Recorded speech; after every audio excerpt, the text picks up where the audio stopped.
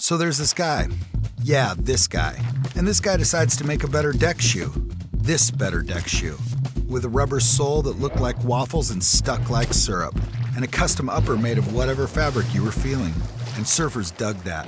So pretty soon these shoes started popping up all along the coastline, including a little surf shop in Santa Monica, where some hood rat kids had started surfing asphalt, carving banks, hijacking pools, and reinventing skateboarding in the process. So by the time they showed up to Del Mar in matching blue 44s, these shoes were as essential as the boards themselves. Then the guys were like, hey, can you make them like this? So we did, which led to this shoe, which led to this shoe, which led to a stripe down the side, and kids sketching up the uppers.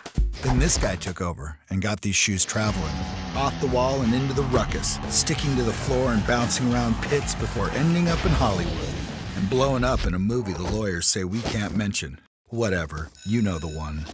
From there, we took it international, while uniting kids from Sao Paulo to Shanghai under a checkerboard flag, and bringing the underground to the main stage one show at a time, creating the House of Vans to give a nation of millions a place to come up, just like those that came before them.